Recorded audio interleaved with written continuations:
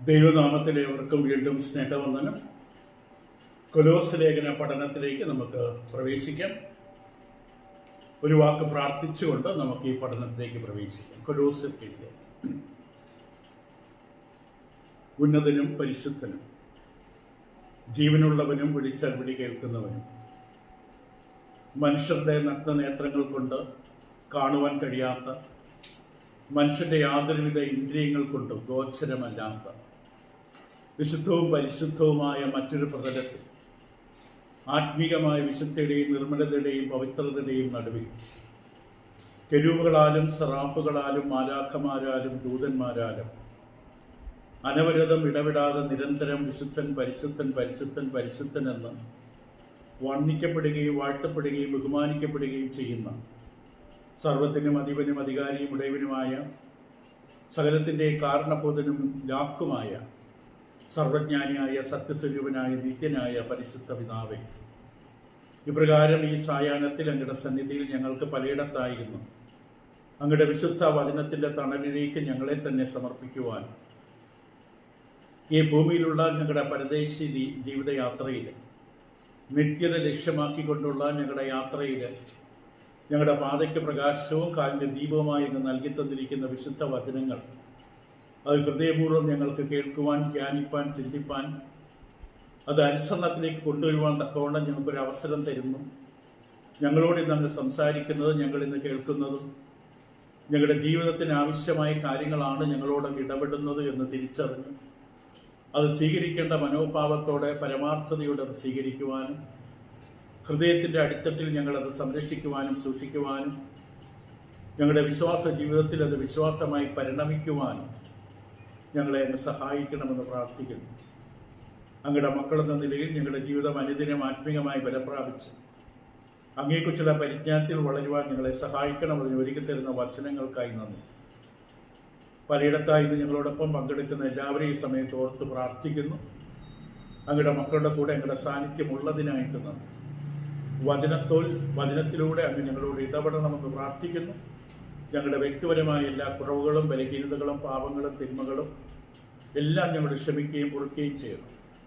അങ്ങയുടെ വചനം ഞങ്ങളിൽ ഐശ്വര്യമായി വസിക്കുവാൻ തടസ്സമായിട്ടുള്ള എല്ലാ കാര്യങ്ങളും ഞങ്ങളിൽ നിന്ന് വിട്ടുകളയാൻ, ഉപേക്ഷിക്കാനുള്ള മനസ്സ്, ഒരുക്കം, സുബോധം ഞങ്ങൾക്ക് നൽകണമെന്ന് പ്രാർത്ഥിക്കുന്നു. ഒരിക്കൽ കൂടി ഈ പഠനത്തെ ഏൽപ്പിക്കുന്നു. അങ്ങയുടെ നാമത്തിന് മഹത്വം ഉണ്ടാകട്ടെ. എല്ലാ നന്മകൾക്കും കൃപകൾക്കും അനുഗ്രഹങ്ങൾക്കുമായി നന്ദി പറയുന്നു. ക്രിസ്തുയേശു മുഖാന്തരം അപേക്ഷിക്കുന്നു. പ്രാർത്ഥന കൃപയോടെ കേൾക്കുമാറാകണമേ. ആമേൻ. കൊലോസ്യർക്ക് ലേഖനം 1-ാം അധ്യായത്തിൻ്റെ ആദ്യത്തെ 3 വാക്യങ്ങളിലേക്ക് വീണ്ടും കടന്നു വരാം. എഫേസ്യ ലേഖനത്തെക്കാളും ഒരു പക്ഷേ ഇത് ഗഹനമായിരിക്കും. കുറച്ചുകൂടി ആത്മീകമായ ഔന്നിത്യം ഉള്ള ഒരു ലേഖനമാണ്. ക്രിസ്തുവിൻ്റെ ഔന്നിത്യത്തെ, ക്രിസ്തുവിൻ്റെ പരിശുദ്ധിയെ മറ്റും പരാമർശിക്കുന്ന ലേഖനമായതുകൊണ്ട് വളരെ വിശദമായിട്ടാണ് നമ്മൾ ഇതിലേക്ക് കടന്നു പോകുന്നത്. കൊലോസ് ലേഖനം 1-ാം അധ്യായത്തിൻ്റെ 1-2 വാക്യങ്ങൾ വീണ്ടും വായിക്കാം. ദൈവ ഇഷ്ടത്താൽ ക്രിസ്തുയേശുവിൻ്റെ അപ്പോസ്തലനായ പൗലോസും സഹോദരനായ തിമോത്തിയോസും കൊലോസിയിലുള്ള വിശുദ്ധന്മാരും ക്രിസ്തുവിൽ വിശ്വസ്ത സഹോദരന്മാരുമായവർക്ക് എഴുതുന്നത്, നമ്മുടെ പിതാവായ ദൈവത്തിൽ നിന്ന് കൃപയും സമാധാനം ഉണ്ടാകട്ടെ. ഇവിടെ പൗലോസ് അപ്പോസ്തലൻ തിമോത്തിയോസിനെ കുറിച്ച് പരാമർശിച്ച കാര്യമാണ് നമ്മൾ കഴിഞ്ഞ പാഠത്തിൽ ചിന്തിച്ചത്. തിമോത്തിയോസിനെ കുറിച്ച് പൗലോസ് പറയുമ്പോൾ സഹോദരൻ എന്ന വാക്ക് ഉപയോഗിച്ചതായിട്ട് നമ്മൾ കണ്ടു. സഹോദരൻ എന്ന വാക്ക് ഏതൊക്കെ അർത്ഥത്തിലാണ് ഇത് ഉപയോഗിക്കപ്പെട്ടിരിക്കുന്നത് എന്ന് നമ്മൾ കാണുകയുണ്ടായി. പുതിയ നിയമത്തിൽ സഹോദരങ്ങൾ എന്ന പരാമർശം 3 തലങ്ങളിലാണ് ഉപയോഗിച്ചിരിക്കുന്നത്. 1 ഭൗതിക സഹോദരന്മാരെ കുറിച്ച്, 2 ഒരേ വംശത്തിലും ഗോത്രത്തിലുമുള്ളവരെ കുറിച്ച്, 3 ക്രിസ്തുവിലുള്ള ആത്മീക സഹോദരങ്ങളെ കുറിച്ച്. ഇപ്പൊ സഹോദരൻ എന്നത് ഒരു തലക്കെട്ടല്ല, ഒരു ബന്ധത്തെ കാണിക്കുന്ന പദമാണ് എന്നാണ് നമ്മൾ അവസാനം പറഞ്ഞു വെച്ചത്. ഇപ്പൊ സഹോദരൻ എന്ന് പറയുന്ന ഒരു ബന്ധത്തെ കാണിക്കുകയാണ്. എല്ലാ ക്രിസ്ത്യാനികളും ക്രിസ്തുവിൽ ഒരുപോലെ സഹോദരന്മാരാണ്, അപ്രകാരം പരസ്പര ബന്ധമുള്ളവരാണ്. ഗലാത്യർക്ക് ലേഖനം 3-ാം അധ്യായം അതിൻ്റെ 26, 27, 28 വേദഭാഗങ്ങൾ നമുക്ക് വായിച്ചു കേൾക്കാം. ഗലാത്യർ 3-ാം അധ്യായം. ക്രിസ്തുയേശുവിലെ വിശ്വാസത്താൽ നിങ്ങൾ എല്ലാവരും ദൈവത്തിൻ്റെ മക്കളാകുന്നു. ക്രിസ്തുവിനോട് ചേരുവാൻ സ്നാനമേറ്റിരിക്കുന്ന നിങ്ങൾ എല്ലാവരും ക്രിസ്തുവിനെ ധരിച്ചിരിക്കുന്നു. അതിൽ യഹൂദനും യവനനുമെന്നില്ല, ദാസനും സ്വതന്ത്രനുമെന്നില്ല, ആണും പെണ്ണുമെന്നില്ല, നിങ്ങൾ എല്ലാവരും ക്രിസ്തുയേശുവിൽ ഒന്നത്രേ. ഇപ്പൊ കർത്താവ് യേശുക്രിസ്തുവിൽ എല്ലാവരും ഒരുപോലെ സഹോദരങ്ങളാണ്. അതിനർത്ഥം എല്ലാവർക്കും ഒരേ ഉത്തരവാദിത്വമുണ്ടെന്നല്ല. എല്ലാവരും ക്രിസ്തുവിൽ സഹോദരന്മാരാണ്, പക്ഷെ വ്യത്യസ്ത ഉത്തരവാദിത്വങ്ങൾ എല്ലാവർക്കുമുണ്ട്. കാരണം വരങ്ങളും അധികാരങ്ങളും വ്യത്യസ്തമാണ്. റോമർക്ക് ലേഖനം 12-ാം അധ്യായം 6 മുതൽ 8 വരെ നമ്മൾ പഠിക്കുമ്പോൾ കർത്താവ് തന്റെ സഭയിൽ തന്റെ മക്കൾക്ക് കൊടുത്തിരിക്കുന്ന വിവിധ വരങ്ങളെക്കുറിച്ച് ഇവിടെ പറയും. ആ വരങ്ങൾ ഓരോരുത്തർക്ക് ദൈവം നൽകിയിരിക്കുന്നതാണ്. വീണ്ടെടുക്കപ്പെട്ടിട്ടുണ്ടെങ്കിൽ, പാപമോചനം പ്രാപിച്ച് ക്രിസ്തുവിന്റെ ശരീരമായി സഭയിലേക്ക് കർത്താവിനാൽ കൂട്ടിച്ചേർക്കപ്പെട്ടിട്ടുണ്ടെങ്കിൽ ഒരു വ്യക്തികളും വരമില്ലാത്തവരില്ല. ആ വരം എന്താണെന്ന് നമ്മൾ കണ്ടെത്തണം. പലപ്പോഴും ഉപയോഗിച്ചാണ് കണ്ടെത്താൻ പറ്റുന്നത്. എനിക്ക് ഇതിനുള്ള കഴിവുണ്ട്, മറ്റേ കാര്യം ചെയ്യാനുള്ള കഴിവില്ല എന്ന് നമ്മൾ ഉപയോഗിക്കുമ്പോഴാണ് അറിയാൻ പറ്റുന്നത്. ഇപ്പം റോമലേഖനം 12-ാം അധ്യായത്തിൽ 6 മുതൽ 8 വരെ വായിച്ച് കേൾക്കാം. ആകയാൽ നമുക്ക് ലഭിച്ച കൃപയ്ക്കൊത്തവണ്ണം, റോമിലുള്ള വിശ്വാസികളോട് പറയുകയാണ്, നമുക്ക് ലഭിച്ച കൃപയ്ക്കൊത്തവണ്ണം വെവ്വേറെ വരമുള്ളതുകൊണ്ട് പ്രവചനമെങ്കിൽ വിശ്വാസത്തിനൊത്തവണ്ണം, അതായത് ദൈവവചനത്തിന്റെ അതിരിനുള്ളിൽ വിശ്വാസത്തിനൊത്തവണ്ണം പ്രവചനം എന്ന് ഉദ്ദേശിക്കുന്ന പ്രസംഗത്തെക്കുറിച്ചാണ്. ശുശ്രൂഷയെങ്കിൽ ശുശ്രൂഷയിൽ, ഉപദേശിക്കുന്നവനെങ്കിൽ ഉപദേശത്തിൽ, പ്രബോധിപ്പിക്കുന്നവനെങ്കിൽ പ്രബോധനത്തിൽ, ദാനം ചെയ്യുന്നവൻ ഏകാഗ്രതയോടെ, ഭരിക്കുന്നവൻ ഉത്സാഹത്തോടെ, കരുണ ചെയ്യുവാൻ പ്രസന്നതയോടെ ആകട്ടെ. അപ്പൊ ഇത് പല വരങ്ങളാണ് കർത്താവിന്റെ സഭയുടെ ആത്മിക വർധനയുടെ. എല്ലാ ശരീരം മുഴുവൻ കൈയല്ല, ശരീരം മുഴുവൻ കണ്ണല്ല, ശരീരം മുഴുവൻ കാലല്ല. ശരീരത്തിന്റെ വളർച്ചയ്ക്ക് വേണ്ടി വ്യത്യസ്ത വരങ്ങൾ ദൈവം കൊടുത്തിരിക്കുകയാണ്. എല്ലാവരും ക്രിസ്തുവിൽ സഹോദരന്മാരാണ്, പക്ഷെ വരങ്ങളും ഉത്തരവാദിത്തങ്ങളും വ്യത്യസ്തമാണെന്ന് മറക്കരുത്. ആത്മീക നേതൃത്വത്തിൽ ഇരിക്കുന്നവർ ബഹുമാന നാമങ്ങളിൽ വിളിക്കപ്പെടരുത്.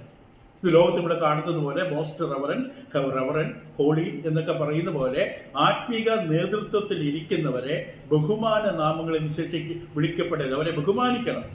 പക്ഷെ മറ്റുള്ളവന്ന് വേറിട്ട് നിൽക്കുന്ന തരത്തിലുള്ള വസ്ത്രധാരണങ്ങളോ മറ്റും അവർക്ക് പാടില്ല. മത്തായിയുടെ സുവിശേഷം 23-ാം അധ്യായം 8 മുതൽ 10 വരെയുള്ള വേദഭാഗത്തിൽ, മത്തായി 23, 8 മുതൽ 10 വരെ, നിങ്ങളോ റബ്ബി എന്ന് പേരെടുക്കരുത്, ഒരുത്തനത്രയും നിങ്ങളുടെ ഗുരു, നിങ്ങളോ എല്ലാവരും സഹോദരന്മാർ, ഭൂമിയിൽ ആരെയും പിതാവെന്ന് വിളിക്കരുത്, ഒരുത്തനത്രയും നിങ്ങളുടെ പിതാവ് സ്വർഗസ്ഥൻ തന്നെ. നിങ്ങളിൽ നായകന്മാർ എന്നും പേരെടുക്കരുത്, ഒരുത്തനത്രയും നിങ്ങളുടെ നായകൻ ക്രിസ്തു തന്നെ. ഇപ്പൊ ദൈവമക്കൾ തമ്മിൽ സഹോദരങ്ങളാണ്, പക്ഷെ അവിടെ നടുവിൽ ശുശ്രൂഷ ചെയ്യുന്നവർക്ക് അവർക്ക് ദൈവം നൽകിയിട്ടില്ലാത്ത നാമങ്ങൾ, അവർ സ്ഥാനനാമങ്ങൾ ഉപയോഗിക്കാൻ പാടുള്ളതല്ല. ഇപ്പൊ അനന്യാസ് പൗലോസിനെ ശ്രദ്ധിക്കാൻ അപ്പോസ്തലരുടെ പുസ്തകം 22-ാം അധ്യായത്തിന്റെ 13-ാം വാക്യത്തില് അനന്യാസിനെയാണ് കർത്താവ് പൗലോസിന്റെ അടുക്കൽ ശൗലിന്റെ അടുക്കിലേക്ക് അയച്ചത്. ശൗൽ എന്ന പേര് കേൾക്കുമ്പോൾ തന്നെ അനന്യാസിന് ഭയമായിരുന്നു. അങ്ങനെ കർത്താവ് അനന്യാസിനെ ശൗലിന്റെ അടുക്കിലേക്ക് അയച്ചു. ശൗലിന്റെ അടുക്കിലേക്ക് അനന്യാസ് കടന്നു വന്നു. എന്നിട്ട് ഇങ്ങനെയാണ് പറഞ്ഞത്, സഹോദരനായ ശൗലെ കാഴ്ച പ്രാപിക്കുക എന്ന് പറഞ്ഞു. ഇപ്പൊ ചില മനുഷ്യർ തെറ്റിദ്ധരിക്കുന്നത് അനന്യാസ് വന്ന് ശൗലിനെ സഹോദരൻ എന്ന് വിളിച്ചല്ലോ. ഇപ്പൊ കർത്താവ് തന്നെ യാത്രയിൽ വെച്ച് പ്രത്യക്ഷപ്പെട്ട സമയത്ത് ശൗല് രക്ഷ പ്രാപിച്ചു കഴിഞ്ഞു. അതുകൊണ്ടാണ് ശൗലിനെ അനന്യാസ് സഹോദര എന്ന് വിളിച്ചത് എന്ന് ചിലർ വാദിക്കാറുണ്ട്. വാസ്തവമല്ല. കാരണം ശൗല് യേശുവിനെ കർത്താവേ എന്ന് വിളിച്ചു. അതിന്റെ അർത്ഥം യേശുവിനെ പൗലോസ് ശൗല് രക്ഷകനായി സ്വീകരിച്ചു എന്നല്ല. അവിടെ വാക്ക് മാസ്റ്റർ എന്ന വാക്കാണ്. അത് പ്രവർത്തികളുടെ പുസ്തകം 9-ാം അധ്യായം 5-ാം വാക്യം വായിക്കുമ്പോൾ, പ്രവർത്തികൾ 9:5 നമുക്കിങ്ങനെ കാണാം. നീ ആരാകുന്നു കർത്താവേ എന്നവൻ ചോദിച്ചതിന്. അത് 22:8 കാണാം. അപ്പോസ്തല പ്രവർത്തികൾ, കർത്താവേ നീ ആറാകുന്നു എന്ന് ഞാൻ ചോദിച്ചതിന് നീ ഉപദ്രവിക്കുന്ന നസ്രായൻ യേശുവാകുന്നു എന്ന് പറഞ്ഞു. 26:15 കാണാം. 3 തവണയാണ് ശൗലിന്റെ മാനസാന്തര അനുഭവം പുതിയ നിയമത്തിൽ അപ്പോസ്തല പ്രവർത്തികൾ രേഖപ്പെടുത്തിയിരിക്കുന്നത്. 26-ാം അധ്യായത്തിലെ 15-ാം വാക്യത്തിൽ നീ ആരാകുന്ന കർത്താവേ. ഇപ്പൊ കർത്താവെ എന്ന് വിളിച്ചത് കൊണ്ട് ശൗല് സ്നാനപ്പെടുന്നതിന് മുമ്പ് തന്നെ രക്ഷയുടെ അനുഭവത്തിൽ എത്തിച്ചേർന്ന് തെറ്റിദ്ധരിക്കരുത്. അനവധി തവണ പത്രോസും പൗലോസും ക്രിസ്തുവിൽ വന്നിട്ടില്ലാത്ത യഹൂദന്മാരെ അഭിസംബോധന ചെയ്യുമ്പോൾ സഹോദരന്മാരെ എന്ന് വിളിച്ചിട്ടുണ്ട്. പ്രവർത്തികൾ 2:29 പെന്തക്കോസ്ത് നാളില് സഹോദരന്മാരായ പുരുഷന്മാരെ, അത് യഹൂദന്മാരായ ആ ഗോത്രത്തിൽപ്പെട്ട അവരെ വിളിച്ചതാണ്. അതിന്റെ അർത്ഥം ആത്മിക സഹോദരങ്ങൾ എന്നല്ല. പ്രവർത്തികൾ 3:17 അവിടെ സഹോദരന്മാരെ എന്ന് വിളിക്കുന്നതാണ്. പ്രവർത്തികൾ 7:2 സ്തേഫാനോസ് സംസാരിക്കുമ്പോൾ സഹോദരന്മാരും പിതാക്കന്മാരുമായ പുരുഷന്മാരെന്ന് വിളിക്കുന്നതാണ്. പ്രവർത്തികൾ 13:15 പൗലോസ് യഹൂദന്മാരെ വിളിക്കുമ്പോഴും സഹോദരന്മാരെന്ന് വിളിക്കുന്നത് കാണാം. 13:26, 13:37, 22:1, 23:1, 5, 6, 28, ഇവിടെ എല്ലാം നമ്മൾ കാണുന്നത് സഹോദരന്മാരെന്ന പേര് പരാമർശിക്കുന്നത് കൊണ്ട് അത് രക്ഷിക്കപ്പെട്ടവരെ വിളിച്ചു എന്ന് വരരുത്. ചിലപ്പോൾ അങ്ങനെ ചോദ്യം ഉണ്ടാകും. അപ്പോൾ നമുക്ക് കൃത്യമായ ബോധ്യമുണ്ടാകണം. സഹോദരന്മാരെന്ന് വിളിക്കുമ്പോൾ 3 അർത്ഥത്തിലാണ് സഹോദരന്മാരെന്ന പ്രയോഗത്തിന്റെ ഉപയോഗത്തെക്കുറിച്ച് കണ്ടത്. ഒരേ ഗോത്രത്തിലും ഒരേ വംശത്തിലുള്ളവരെ കുറിച്ച് പറയുവാനും സഹോദരന്മാരായ പുരുഷന്മാരെ, അതിൻ്റെ അർത്ഥം ഒരു ആത്മീകമായി രക്ഷ പ്രാപിച്ച ക്രിസ്തുവിന്റെ ശരീരത്തിലെ അംഗങ്ങളെന്ന അർത്ഥത്തിലല്ല. അപ്പൊ അത് മനസ്സിലാക്കാൻ വേണ്ടി ഇത്രയും കാര്യങ്ങൾ പറഞ്ഞത്. അനന്യാസ് പൗലോസിനെ ഒരു യഹൂദ സഹോദരൻ എന്ന രീതിയിലാണ് വിളിച്ചത്. യഹൂദ ഗോത്രത്തിൽപ്പെട്ട ഒരു വ്യക്തി എന്ന നിലയിലാണ് അനന്യാസ് ശൗലിനോട്, സഹോദര എഴുന്നേറ്റ് യേശുവിന്റെ നാമം വിളിച്ച് പ്രാർത്ഥിച്ച് സ്നാനമേറ്റ് നിന്റെ പാപങ്ങളെ കഴുകിക്കള എന്ന് പറയുന്നത് യഹൂദ ഗോത്രത്തിൽപ്പെട്ട താനും യഹൂദനാണ്, യഹൂദ ഗോത്രത്തിൽപ്പെട്ട സഹോദരൻ എന്ന അർത്ഥത്തിലാണ്. ഇത് ക്രിസ്തീയ സഹോദരൻ എന്ന അർത്ഥത്തിലല്ല. നമ്മൾ വീട്ടിൽ നമ്മുടെ അനിയനെയോ ചേട്ടനെയോ സഹോദര എന്ന് വിളിക്കുമ്പോൾ ക്രിസ്തീയ അർത്ഥത്തിലല്ല. അത് പൗലോസ് സ്നാനം സ്വീകരിച്ചിട്ടില്ല. ഇവിടെ അനന്യാസ് പൗലോസിനെ അല്ലെങ്കിൽ ശൗലിനെ സഹോദരൻ എന്ന് വിളിക്കുന്ന സമയത്ത് ശൗല് സ്നാനം സ്വീകരിച്ചിട്ടില്ല, ദൈവപൈതലായി തീർന്നിട്ടില്ല, പരിശുദ്ധാത്മാവിനെ പ്രാപിച്ചിട്ടില്ല.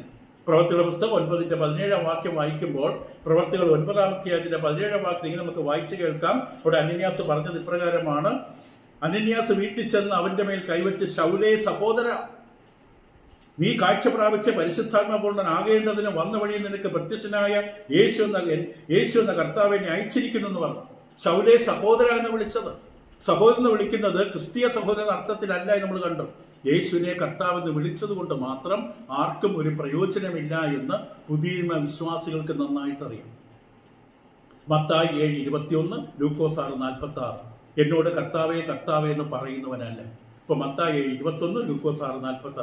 അനന്യാസ് ശൗലിനോട് നിർദ്ദേശിച്ച് അവന്റെ നാമം വിളിച്ചപേക്ഷിച്ച് സ്നാനം സ്വീകരിച്ച് പാപങ്ങൾ കഴുകിക്കളക എന്നാണ് പറഞ്ഞത്. അപ്പോൾ സഹോദരൻ എന്ന വാക്കാണ് നമ്മൾ ഇത്ര നേരം കൊലോസ്യ ലേഖനം 1-ാം അധ്യായത്തിന്റെ 1-ാം വാക്യം നമ്മൾ കണ്ടത്. സഹോദരൻ എന്ന 3 തലങ്ങളിലുണ്ട്. സഹോദരൻ എന്ന് പറയുന്ന ഒരു ബന്ധത്തെ കാണിക്കാനാണ്. സഹോദരനായ ശൗലെ സഹോദര എന്ന് വിളിച്ചതിന്റെ അർത്ഥം കണ്ടു. യഹൂദ സഹോദര നിലയിലാണ്, ക്രിസ്തീയ സഹോദരൻ നിലയിലല്ല എന്ന് കണ്ടു. കൊലോസ്യ ലേഖനം 1-ന്റെ 2-ാം വാക്യത്തിലേക്ക് വീണ്ടും വരാം. അവിടെ പറയുന്നത്, എനിക്ക് 1-ാം വാക്യത്തിന്റെ മലയാളത്തിൽ കൊലോസ്യയിലുള്ള വിശുദ്ധന്മാരും ക്രിസ്തുവിൽ വിശ്വസ്ത സഹോദരന്മാരുമായൊക്കെ എഴുതുന്നത് എന്ന് പറയുന്നു. ഇപ്പൊ ഇടവകകൾക്ക് ലേഖനം എഴുതുമ്പോൾ, പൗലോസ് അവിടെയുള്ള എല്ലാ ഇടവകകൾക്കും ലേഖനം എഴുതുമ്പോൾ വ്യത്യസ്ത പ്രയോഗങ്ങൾ അപ്പോസ്തലൻ ഉപയോഗിക്കുന്നത് പ്രത്യേകിച്ച് കാരണമൊന്നുമില്ല. പലതരത്തിലാണ് പല കൂട്ടായ്മകളെ, ഇടവകകളെ, ഓരോ സ്ഥലത്തുള്ള ഇടവകകളെ പൗലോസ് അഭിസംബോധന ചെയ്തത്. തെസ്സലോനിക്കയിലുള്ള, കൊരിന്തിലുള്ള, ഗലാത്യയിലുള്ളവർക്ക് ലേഖനം എഴുതുമ്പോൾ ആ ഇടവകയെ അഭിസംബോധന ചെയ്തത് ദൈവത്തിന്റെ സഭയ്ക്ക്, ദൈവത്തിലും കർത്താവ് യേശുവിലുമുള്ള തെസ്സലോനിക്ക സഭയ്ക്ക്, ഗലാത്യ സഭയ്ക്ക്. ഇപ്പൊ ഓരോ സഭകൾക്ക് എഴുതുമ്പോൾ, ഓരോ ഇടവകകൾക്ക് എഴുതുമ്പോൾ അവരെ അഭിസംബോധന ചെയ്യുമ്പോൾ യൂണിഫോമിറ്റി ഇല്ല, ഒരേപോലെയല്ല എല്ലാവരും അഭിസംബോധന ചെയ്യുന്നത്.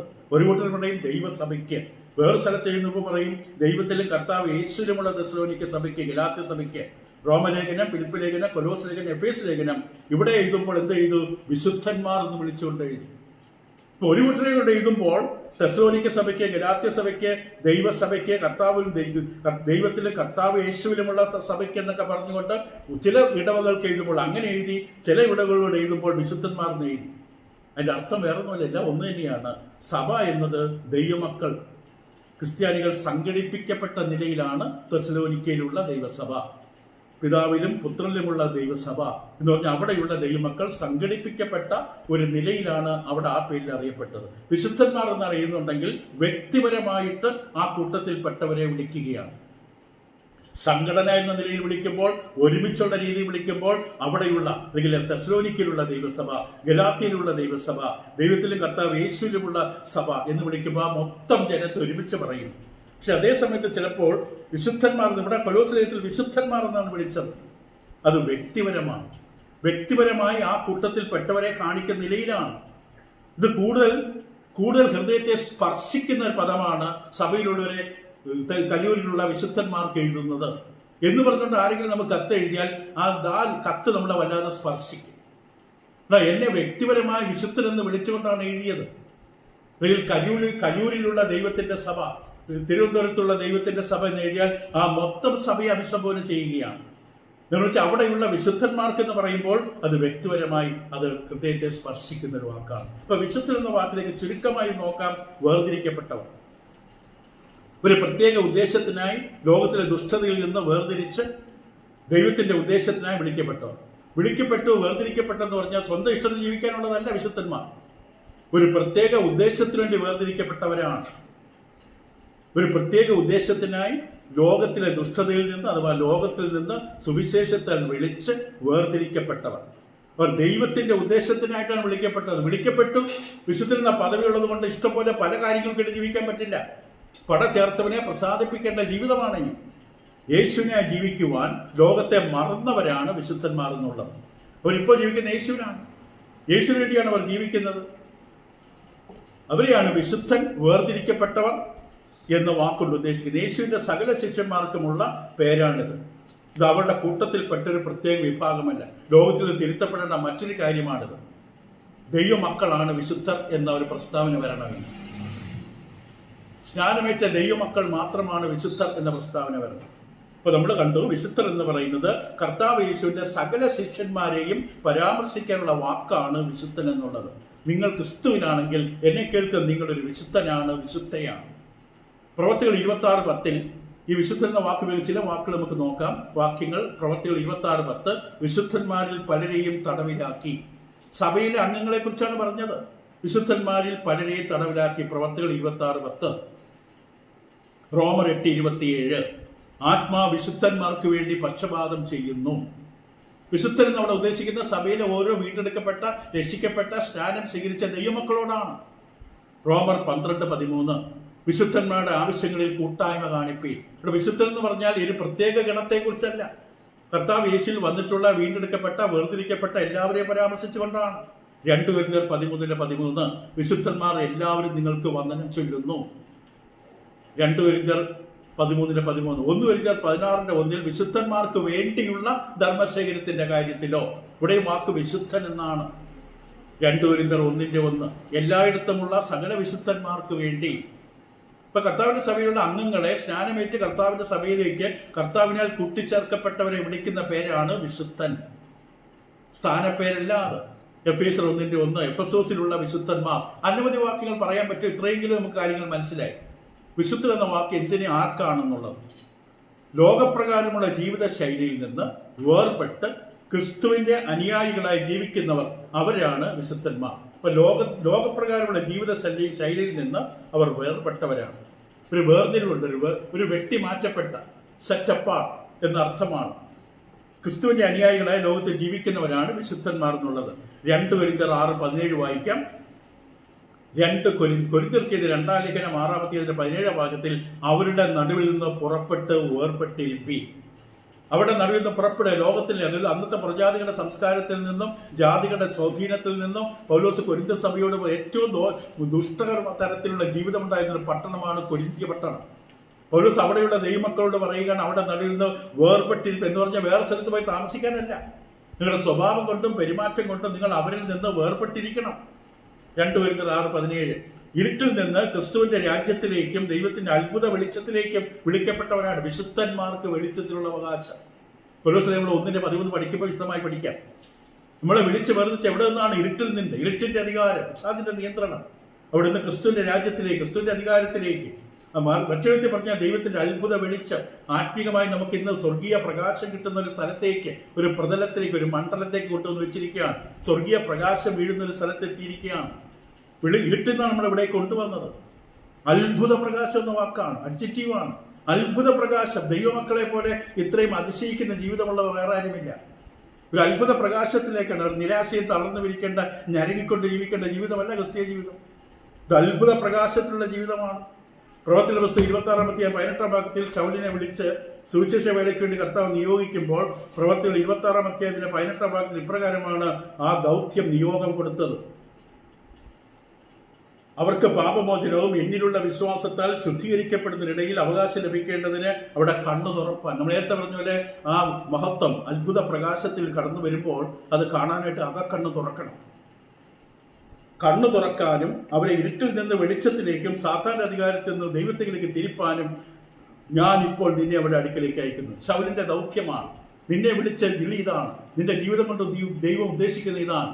നീ എവിടെയെങ്കിലും പോയി 10 സെന്റ് സ്ഥലം വാങ്ങിച്ച് വീട് വെച്ച് കല്യാണം കഴിച്ച് മക്കളുണ്ടായി മക്കളെ പഠിപ്പിച്ച് വിദേശത്ത് വിട്ട് അവരുടെ മക്കളെ വളർത്തി അങ്ങനെ നീ കുഴിയിലേക്ക് പോയി കാലിൽ നിന്നിട്ടിരിക്കാനല്ല. നിന്നെ കർത്താവ് തൻ്റെ രക്ഷയിലേക്ക് വിളിച്ചെങ്കിൽ അതിൻ്റെ ഉദ്ദേശമുണ്ട്. അത് കണ്ടെത്തുന്നതാണ് ജീവിതത്തിലെ സമാധാനം. എന്തിനാണ് ദൈവം എന്നെ രക്ഷയിലേക്ക് വിളിച്ചത്? ഒരു ഉദ്ദേശമില്ലാതെ അല്ല എന്നെ രക്ഷയിലേക്ക് വീണ്ടെടുത്ത് എന്നെ വിളിച്ചത്. വിശുദ്ധന്മാർക്ക് വിളിച്ചത് ഒരു അവകാശം തരണം. പക്ഷെ ആ അവകാശം എനിക്ക് കിട്ടണമെന്നുണ്ടെങ്കിൽ ഞാൻ എൻ്റെ ദൗത്യം പൂർത്തീകരിക്കണം. അല്ല, നമുക്ക് അവകാശം കിട്ടില്ല, നമ്മുടെ സമ്മാനം കിട്ടില്ല. ദൈവം ചോദിക്കും, ദൈവം പറയും, നിന്നെ ഞാൻ വിളിച്ചത് എന്തിനു വേണ്ടിയാണ്? നിനക്ക് ഈ വരം തന്നത് എന്തിനാണ്? നിനക്ക് തന്ന വരം നീ കുഴിച്ചിട്ടിട്ട് എന്നെ നീ ശത്രുവാണെന്ന്, ദുഷ്ടനെന്നൊക്കെ പറഞ്ഞു, ദുഷ്ടനായ മനുഷ്യനാണ് നീ, വിതയ്ക്കാത്തിരുന്ന് കൊയ്യുന്നവനാണെന്ന് പറഞ്ഞ് ഞാൻ നിനക്ക് തന്ന വരം കൊണ്ട് കുഴിച്ചിട്ടിട്ട് നീ സ്വർഗത്തിൽ പോകാൻ വന്നിരിക്കുകയാണ്. നിന്റെ ജീവിതം കൊണ്ട് നിനക്ക് പരിചയമുള്ള നിനക്ക് അനുഭവമുള്ള അറിയുന്ന ഒരു സമൂഹമുണ്ട് നിനക്ക് ചുറ്റും. നിനക്ക് മാത്രം എത്തിപ്പിടിക്കാൻ, സുവിശേഷത്തിൽ എത്തിപ്പിടിക്കുന്ന ഒരു ജനമുണ്ട് നിന്റെ ചുറ്റും. അവിടേക്ക് വേറെ ആർക്കും കയറാൻ പറ്റില്ല. നീ എന്ത് ചെയ്തു അവർക്ക് വേണ്ടി? ചോദിക്കും, നീ അവർക്ക് വേണ്ടി എന്ത് ചെയ്തു? നീ സ്നേഹിക്കുന്ന യേശുവിനെ അവർക്കൊന്ന് കാണിച്ചു കൊടുക്കാൻ പറ്റിയോ? അല്ലെങ്കിൽ നീ യേശുവിനെ സ്നേഹിക്കുന്നുണ്ടോ? നീ യഥാർത്ഥത്തിൽ വീണ്ടെടുക്കപ്പെട്ട വ്യക്തിയാണോ? ഈ ചോദ്യങ്ങൾ നേരിടേണ്ടി വരും. ഇവിടെ വ്യക്തമായി ശൗലിനോട് പറയും, നിന്നെ എന്തിനാ ഞാൻ വിളിച്ചത്? അവർക്ക് പാപമോചനം കൊടുപ്പാൻ, എന്നിൽ വിശ്വസിക്കുന്നവർക്ക് വിശ്വാസത്താൽ ശുദ്ധീകരണപ്പെട്ട ഇടയിൽ അവകാശം ലഭിക്കാനൊക്കെയാണ് ഞാൻ നിന്നെ അയക്കുന്നത്. കൊലോസ്യരുടെ 13 നമുക്ക് അറിയാൻ പിന്നീട് പഠിക്കേണ്ടതാണ്. ഇരുട്ടിന്റെ അധികാരത്തിൽ നിന്ന് വെളിച്ചത്തിലേക്ക് വിളിച്ച ദൈവത്തെ സന്തോഷത്തോടെ സ്തോത്രം ചെയ്യണം. 1 പത്രോസ് 2:9, പത്രോസിന്റെ 1-ാം ലേഖനം 2-ാം അധ്യായത്തിന് 9-ാം വാക്യം ഇങ്ങനെയാണ്: നിങ്ങളോ തന്റെ അത്ഭുത പ്രകാശം, വീണ്ടും വാക്ക് അല്പനേരം ചിന്തിക്കേണ്ട വാക്കാണ്. അത്ഭുത പ്രകാശം, സാധാരണ പ്രകാശമല്ല. ക്രിസ്തുവിൽ വരുമ്പോൾ കിട്ടുന്ന അത്ഭുതകരമായ മാർവലസ് ലൈറ്റ് ആണ്. സൂര്യന്റെയും ചന്ദ്രന്റെയും നക്ഷത്രങ്ങളുടെയും മറ്റെല്ലാ പ്രകാശങ്ങൾക്കും മേധയുള്ള പ്രകാശമാണ്. ഇത് ആത്മീക പ്രകാശമാണ്, ആത്മീക പരിജ്ഞാനമാണ്, അറിവാണ്, വെളിച്ചം. നിങ്ങളോ അന്ധകാരത്തിൽ നിന്ന് തന്റെ അത്ഭുത പ്രകാശത്തിലേക്ക് നിങ്ങളെ വിളിച്ചവന്റെ സദ്ഗുണങ്ങളെ കോച്ചിപ്പാന്നൊക്കെ വേണം തെരഞ്ഞെടുക്കുക. അവിടെ കൃത്യമായ പർപ്പസ് ഉണ്ട്. എന്തിനാണ് നിന്നെ വിളിച്ചത്? വിളിച്ച ദൈവത്തിന്റെ സദ്ഗുണങ്ങളെ ഘോഷിക്കണം. ദൈവത്തെക്കുറിച്ച് മറ്റുള്ളവരോട് പറയണം. നീ പറയാതെ അവരറിയില്ല. ഞാൻ പറയാനുള്ളത് പറഞ്ഞു. ഇത് നിങ്ങളെ ഞാൻ അയക്കുകയാണ് എനിക്ക് വേണ്ടി പറയാൻ. നമ്മൾ വാതുറക്കുന്നില്ല. ആഹാരം കഴിക്കാനല്ലാതെ നമ്മൾ വാതുറക്കില്ല. അല്ലെങ്കിൽ ആരോപണം നടത്താൻ, കുറ്റാരോപണം നടത്താൻ അല്ലാതെ വാതുറക്കില്ല. കർത്താവിനെ കുറിച്ച് പറയാൻ നമ്മൾ വാതുറക്കാൻ അറിയില്ല. നിങ്ങൾ ഞാൻ വിളിച്ചതിന് വേണ്ടി, ഞാൻ പറയുന്ന ഭാഷയിലേക്ക് പറഞ്ഞു പോവുകയാണ്. എന്തിനാണ് ഞാൻ ജീവിക്കുന്ന ഒരു ബോധ്യം വേണം.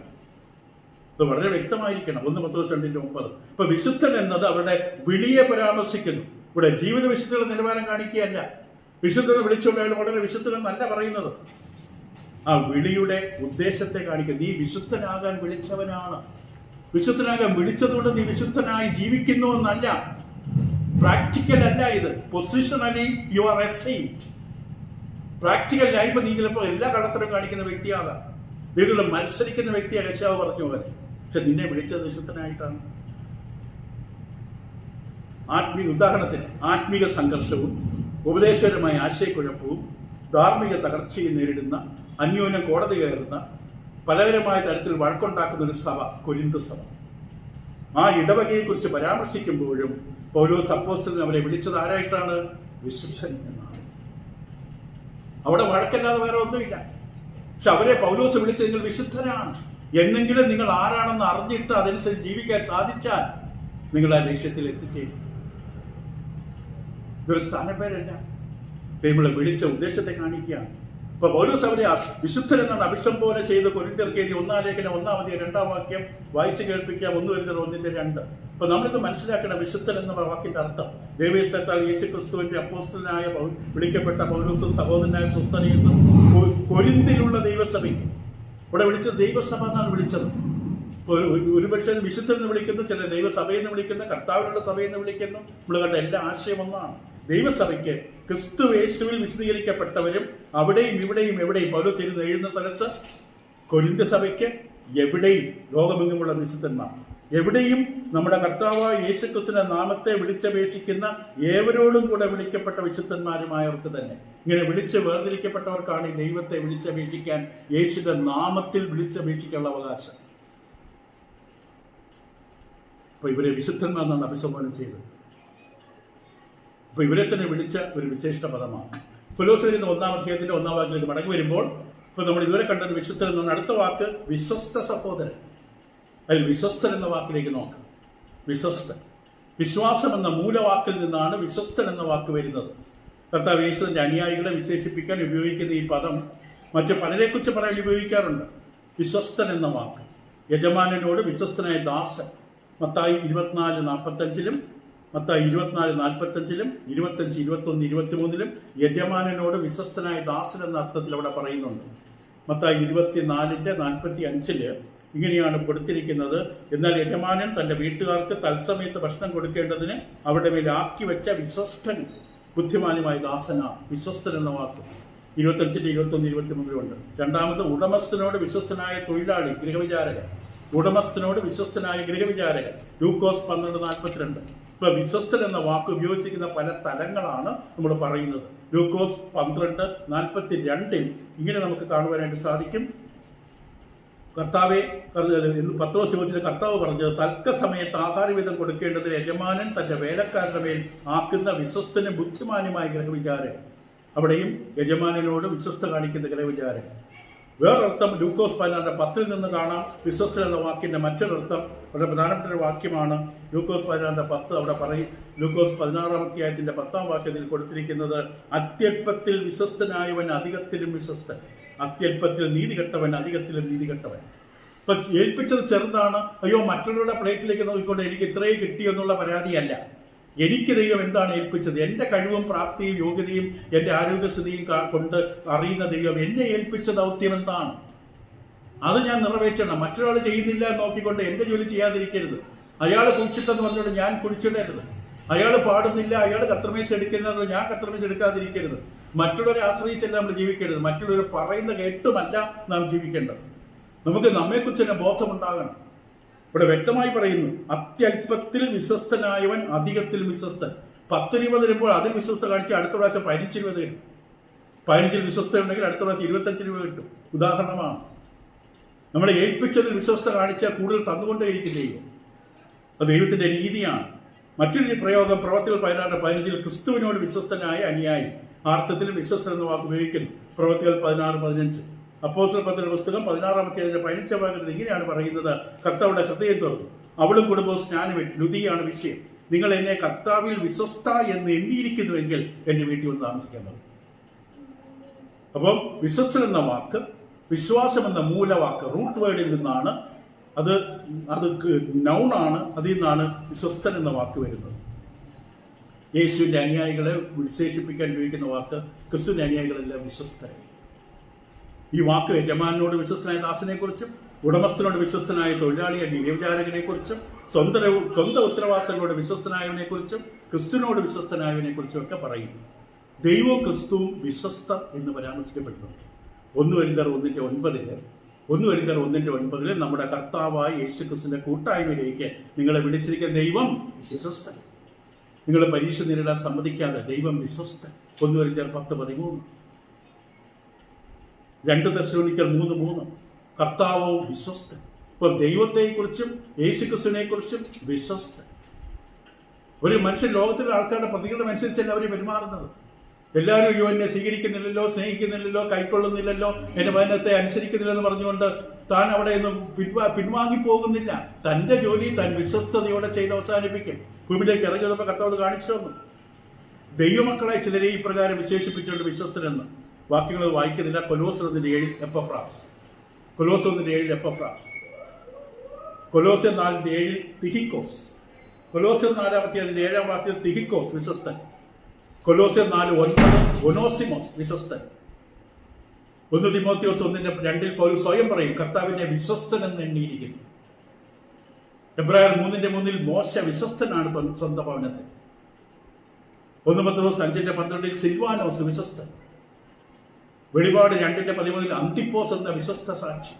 കൊലോസ്യർ 1:7, കൊലോസ്യർ 4:7, കൊലോസ്യർ 4:9, 1 തിമോത്തിയോസ് 1:2, എബ്രായർ 3:3, 1 പത്രോസ് 5:12, വെളിപാട് 2:13.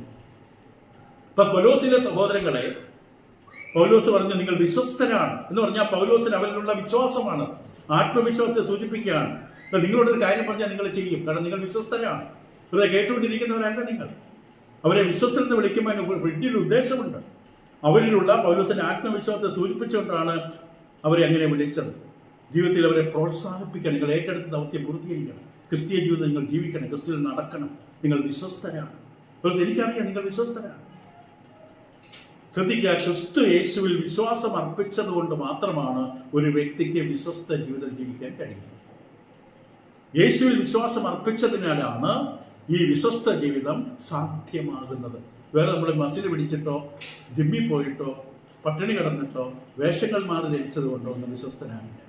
കർത്താവ് യേശുവിൽ വിശ്വാസം അർപ്പിക്കുന്നതിലൂടെയാണ് ഒരാൾ വിശ്വസ്തനാകുന്നത്. ആത്മാർത്ഥമായി അവർ യേശുവിനെ അനുഗമിക്കുന്നു, ക്ഷമയോടെ വ്യതിചലിക്കാതെ തുടർമാനമായി യേശുവിനോട് ശുശ്രൂഷിക്കുന്നു. കർത്താവും അവരും തമ്മിലുള്ള ബന്ധം അത്രമാത്രമാണ്, ആഴമാണ്. എന്തുവന്നാലും അവർ ചലിക്കുന്നില്ല, കുലുങ്ങുന്നില്ല, ഇളകുന്നില്ല. അവർ വിശ്വസ്തരാണ്. കർത്താവിന്റെ ബന്ധത്തിലാണ് ഒരാൾ വിശ്വസ്തനാകുന്നത്. വിശ്വസ്തത പഠിക്കുന്നതിലൂടെയാണ്. കൂടാതെ വിശ്വസ്ത സഹോദരൻ എന്ന വാക്ക് ഇതിലൊക്കെ തന്നെ കണ്ടു. എന്തിലും ഇങ്ങനെ ഒന്നുകൂടി പെട്ടെന്ന് ഓടിച്ചു പറയാം. സഹോദരൻ, വിശ്വസ്ത സഹോദരൻ എന്ന് വിളിച്ചു. ദൈവമക്കൾ എന്ന നിലയിൽ അനുഭവിക്കുന്ന ആത്മീക ബന്ധം, ദൈവമക്കൾ എന്ന നിലയിൽ അനുഭവിക്കുന്ന ആത്മീക ബന്ധമാണ് സഹോദരന്മാർ, സഹോദരിമാർ. ക്രിസ്തുവോട് ചേർന്നതിലൂടെയാണ് ഒരു വ്യക്തി ഒരു കുടുംബത്തിന്റെ അംഗമായി മാറുകയാണ്. ഗലാത്യ 3:26-27. യഹൂദനെന്നും യവനെന്നില്ല, സ്ത്രീയെന്നും പുരുഷനെന്നുമില്ല, ബർബരെന്നും ദാസനെന്നും എല്ലാവരും ക്രിസ്തുവിൽ ഒന്നത്രേ. നമ്മളൊരു കുടുംബത്തിലെ അംഗമാണ്. ഇപ്പൊ വിശുദ്ധൻ സഹോദരൻ എന്നുള്ളത് മാസ്കുലിൻ, പുല്ലിംഗമാണ്. അതിൻ്റെ അർത്ഥം അതിനകത്ത് സഹോദരി എന്നും സഹോദരനും എന്ന് നടക്കുന്നുണ്ട്. സഹോദരൻ വിശുദ്ധൻ എന്നുള്ളത് മാസ്കുലിൻ ജെൻഡറാണ്, പുല്ലിംഗമാണ്. എങ്കിലും അതിൽ സഹോദരനും സഹോദരിയും ഉൾപ്പെടുന്നുണ്ട്. അവർ ക്രിസ്തുവിൽ ഒന്നാണ്. ഗലാത്യ 3:28. ഒരു ശരീരത്തിലെ അവയവങ്ങളാണ്. ഇതിന്റെ പകുതിയായിട്ട് നടന്നു പോകാൻ പറ്റില്ല. കൈയും കാലും മാത്രമായിട്ട് മുറിയിലേക്ക് പോകാൻ പറ്റില്ല. തലയുടെ വെച്ചിട്ട് ശരീരം മുഴുവനായിട്ടാണ്. 1 Corinthians 12:13 പൗലോസ് അപ്പോസ്തലൻ ഇപ്രകാരം പറയും. 1 Corinthians 12:13. ഇവിടെ പൗലോസിന്റെ വാക്കുകൾ ഇങ്ങനെയാണ് എഴുതിയിരിക്കുന്നത്. 1 Corinthians 12:13 വളരെ പ്രധാനപ്പെട്ട ഒരു വാക്യമാണ്. അവിടെ ഇങ്ങനെയാണ് പറയുന്നത്: യഹൂദന്മാരോ യവനന്മാരോ ദാസന്മാരോ സ്വതന്ത്രരോ നാം എല്ലാവരും ഏക ശരീരമാകുമാർ ഒരേ ആത്മാവിൽ സ്നാനമേ. എല്ലാവരും ഒരേ ആത്മാവിനെ പാലനം ചെയ്തു. അതായത് ഒരു കുടുംബമാണ് ദൈവമക്കൾ. ക്രിസ്ത്യാനികൾ അറിഞ്ഞിരിക്കേണ്ട അടിസ്ഥാന വസ്തുത, നാം പരസ്പരം ബന്ധുക്കളാണ്, ഒരേ കുടുംബത്തിൽപ്പെട്ടവരാണ്.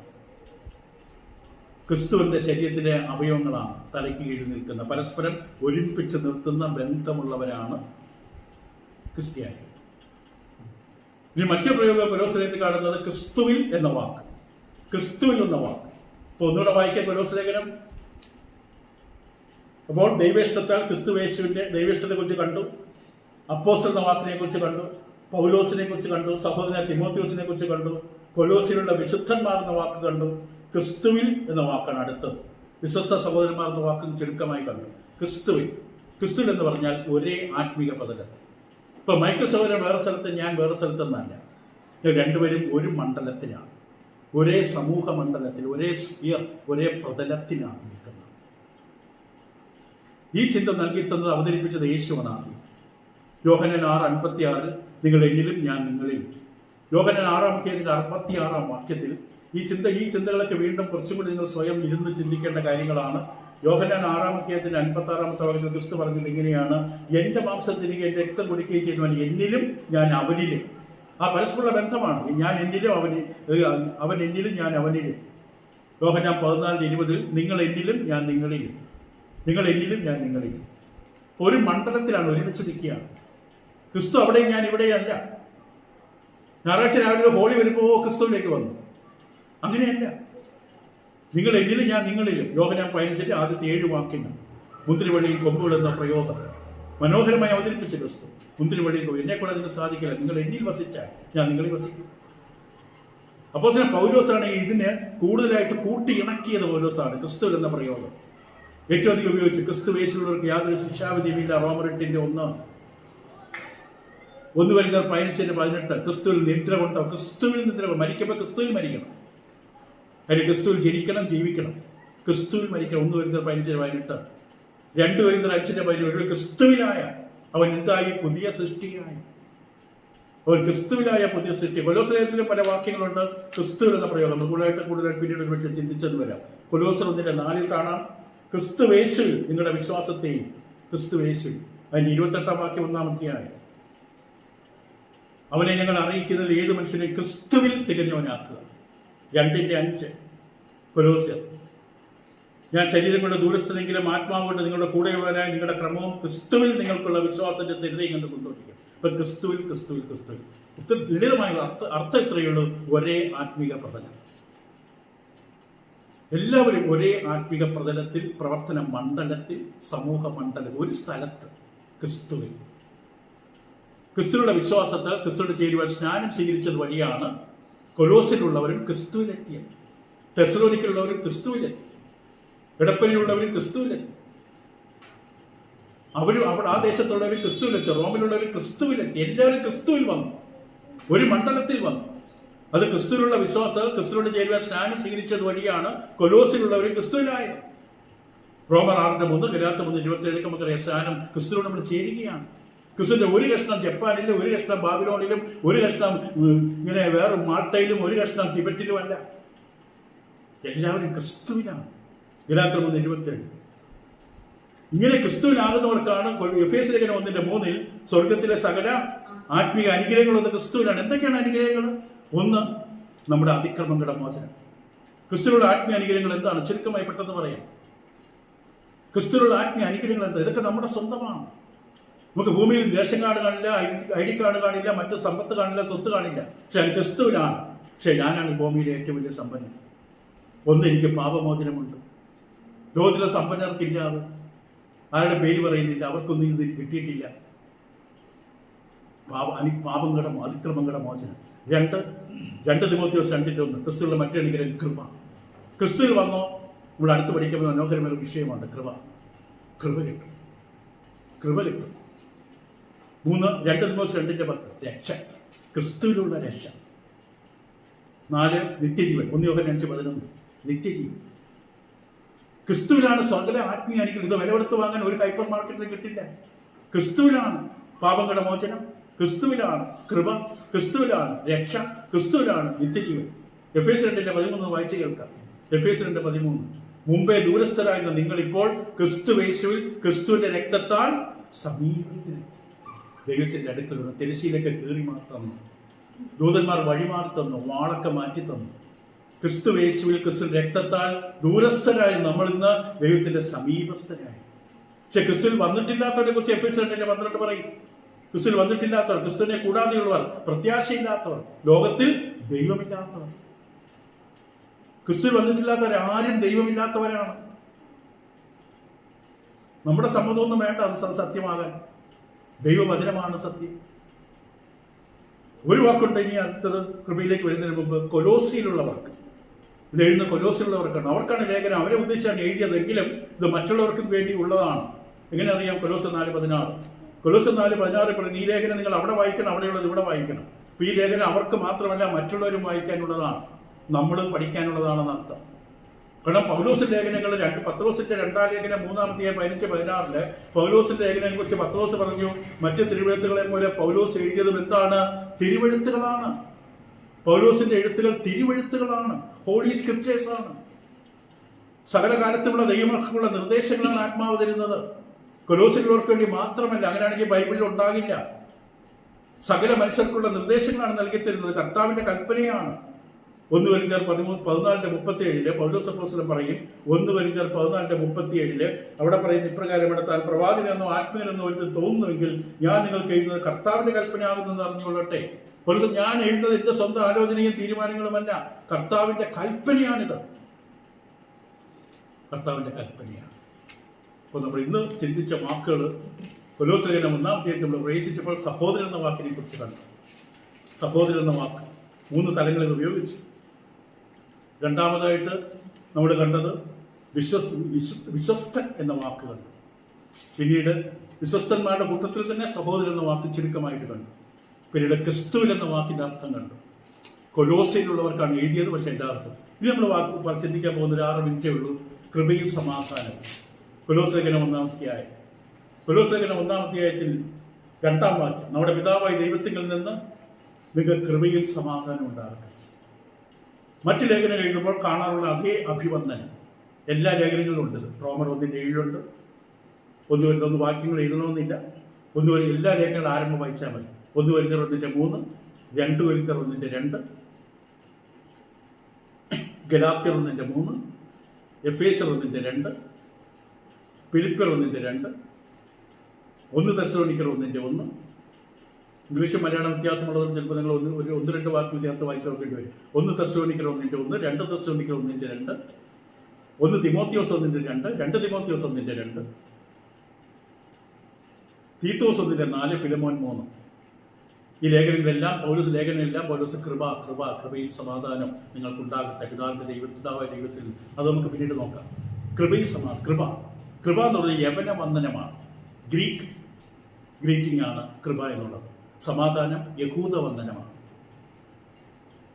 കൃപ അതിൻ്റെ അർത്ഥം, കൃപ എന്ന വാക്കിന് രമണീയത, ആകർഷണ ശക്തി, ലാവണ്യം, ലാളിത്യം എന്നൊക്കെ അർത്ഥമുണ്ട്.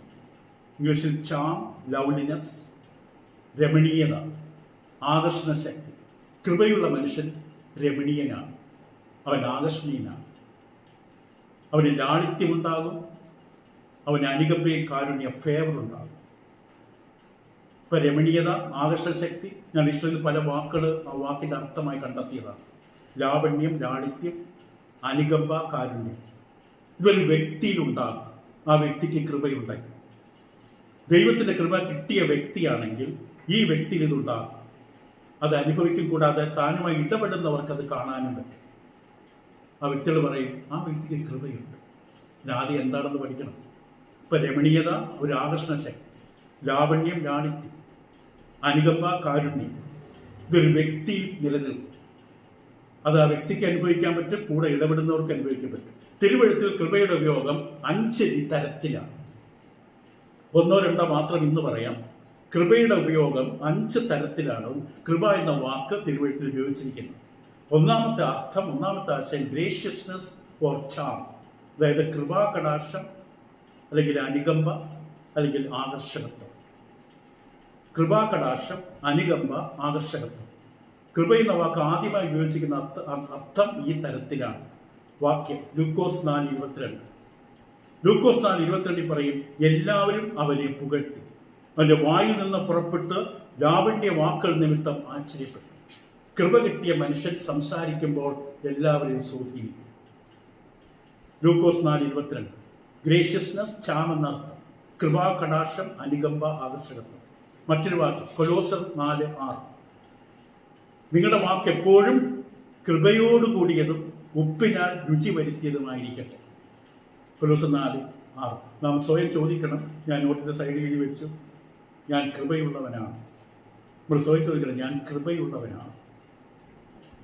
എൻ്റെ ജീവിതം കാണുന്നവർ പറയുന്നുണ്ടോ ആ വ്യക്തിക്ക് കൃപ കിട്ടിയവനാണ്. രണ്ടാമത് കൃപ എന്ന വാക്കിൻ്റെ അർത്ഥം അക്സെപ്റ്റൻസ് ഓർ ഫേവർ, അതായത് കൈക്കൊള്ളൽ, അംഗീകരണം, അനുകമ്പ, കാരുണ്യം എന്നൊക്കെ അർത്ഥം വരും. അംഗീകരണം, കൈക്കൊള്ളൽ, അനുകമ്പ, കാരുണ്യം, അക്സെപ്റ്റൻസ്, ഫേവർ. വാക്യങ്ങൾ ലൂക്കോസ് 1:30. ഗബ്രിയേൽ ദൂതൻ മറിയയ്ക്ക് പ്രത്യക്ഷപ്പെടുന്നു. മറിയമേ, ഭയപ്പെടേണ്ട, നിനക്ക് ദൈവത്തിൻ്റെ കൃപ ലഭിച്ചു, നിന്റെ ജീവിതം ദൈവം അംഗീകരിച്ചു. ലൂക്കോസ് 1:30. നിനക്ക് ദൈവത്തിൻ്റെ കൃപ ലഭിച്ചു, ദൈവത്തിൻ്റെ അനുകമ്പ, കാരുണ്യം നിനക്ക് ലഭിച്ചു. മറ്റൊരു വാക്യം പ്രവർത്തികൾ 2:47. 1-ാം നൂറ്റാണ്ടിലെ ആദിമസഭ അവർ ദൈവത്തെ സ്തുതിക്കുകയും സകല ജനത്തിൻ്റെയും കൃപ, നാട്ടുകാർക്കൊക്കെ ഭയങ്കര ഇഷ്ടമാണ്. സകല ജനത്തിൻ്റെ കൃപ അനുഭവിച്ചു. സകല ജനങ്ങൾ അവരെ കൈക്കൊണ്ടു. ഒച്ചയും ബഹളമൊന്നുമില്ല, വഴക്കുണ്ടാക്കുന്ന സ്വഭാവമില്ല. 1-ാം നൂറ്റാണ്ട് ആദിമസഭയിൽ ആദ്യകാലത്ത് ചുറ്റുപാടുള്ള ജനങ്ങൾ അവരെ ഇഷ്ടപ്പെട്ടു. കാരണം അവർക്ക് കൃപ കിട്ടിയല്ല. ബാക്കി 3 ഉപയോഗങ്ങൾ നമുക്ക് അടുത്ത ക്ലാസ്സിൽ ചെയ്യും. അപ്പോൾ കൃപ എന്ന വാക്ക് അതിൻ്റെ അർത്ഥം കണ്ടു. മറ്റെല്ലാ ലേഖനങ്ങളിലും തുടങ്ങുന്ന പോലെ പിതാവായ ദൈവത്തിങ്കൽ നിന്നും കൃപയുണ്ടാകട്ടെ. അത് രമണീയതയാണ്, ആകർഷണ ശക്തിയാണ്, ലാവണ്യമാണ്, അതായത് ലവ്ലിനെസ്സും ഗ്രേഷ്യസ്നെസ്സൊക്കെയാണ്, ചാമാണ്, ഫേവറാണ്. അത് വ്യക്തിക്ക് കിട്ടുകയാണ്. ക്രിസ്തു ഇതിൻ്റെ നിറമാണ്. കർത്താവിൻ്റെ അടുക്കൽ വന്നു കഴിഞ്ഞാൽ ആകർഷിക്കപ്പെട്ട കർത്താവിൻ്റെ സൗന്ദര്യമൊന്നുമല്ല, കർത്താവിൻ്റെ ലാവണ്യമാണ്, സ്വഭാവം, ഇടപാട്, അതിനകത്തൊരു ആകർഷണമുണ്ട്. കർത്താവിൻ്റെ അടുക്കൽ വന്നവരെല്ലാം വിട്ടുപോകാൻ മടിയാണ്, യാത്രയായിട്ട് വീട്ടിൽ പോകാൻ തയ്യാറില്ല. കർത്താവിൻ്റെ ചാം, കർത്താവിൻ്റെ ഗ്രേഷ്യസ്നെസ്, അനുകമ്പ, ലാവണ്യം. താൻ അതിനെക്കുറിച്ചൊന്നും പ്രശംസിക്കുന്നില്ല, പക്ഷെ മറ്റുള്ളവരാണ് അത് അറിയുന്നത്. നമ്മളെക്കുറിച്ച് മറ്റുള്ളവർ പറയണം, ആ സഹോദരനും സഹോദരിയും കൃപയുള്ളവരാണ്. ഇത് നിങ്ങളെ സഹായിക്കട്ടെ. അടുത്ത പഠനം തുടരാം. Thank you.